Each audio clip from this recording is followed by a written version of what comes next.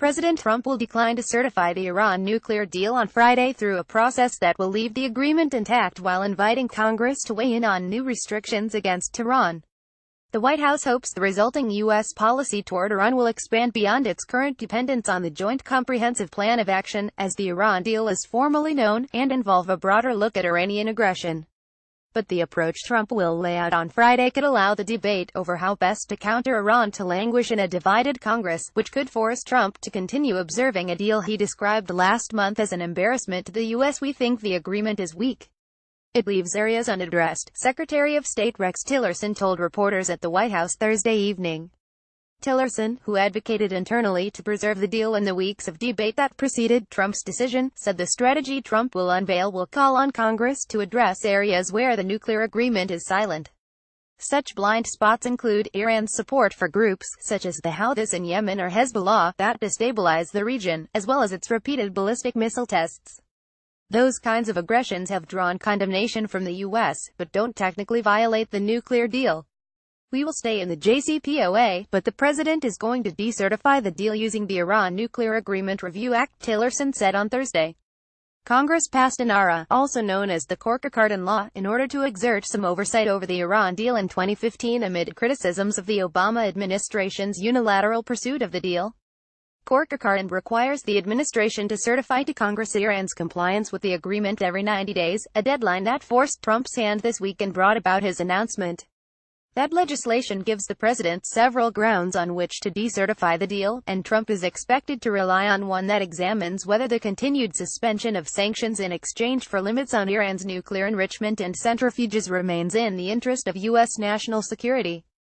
Tillerson said Trump would ask Congress to consider amending the Corker-Cardin Law so that it encompasses more of Iran's bad behavior, a step the U.S. government could take without consulting the European allies who would bristle at any attempt to change the JCPOA itself. "The amendment to INARA is something that doesn't require us to negotiate anything with anyone else," Tillerson noted. The Secretary of State said Congress has three rough alternatives to the status quo once Trump declares the deal counter to U.S. interests. One, which some Iran hawks have feared, is for lawmakers to do nothing after Trump gives them the option to reimpose sanctions. Another, Tillerson noted, would involve voting to revive sanctions, a move that would effectively nullify the agreement. The third path, which the administration will ask Congress to consider, would amend the Iranian Nuclear Review Act to include trigger points, or specific non-nuclear behaviors that could prompt the reintroduction of sanctions. While it's complex in terms of thinking about various outcomes, the decision itself is not that complex, Tillerson said. Once that decision is made, that will guide, then, our diplomatic engagements. Democrats have publicly expressed resistance to any effort that would weaken former President Obama's signature foreign policy achievement. They have maintained, among other things, that undermining the deal would hurt America's relationships with allies who signed onto the JCPOA under Trump's predecessor. But Tillerson said his conversations with Democrats in the House and Senate had given him reason to hope that they would not automatically block an attempt to supplement the Iran deal with additional restrictions. "In discussions we've had with the minority, there has been interest in wanting to understand it and not an outright rejection of it," he said. Supporters of the JCPOA argue that because Iran has not violated the letter of the agreement, the administration would have no standing to decertify its compliance with the deal.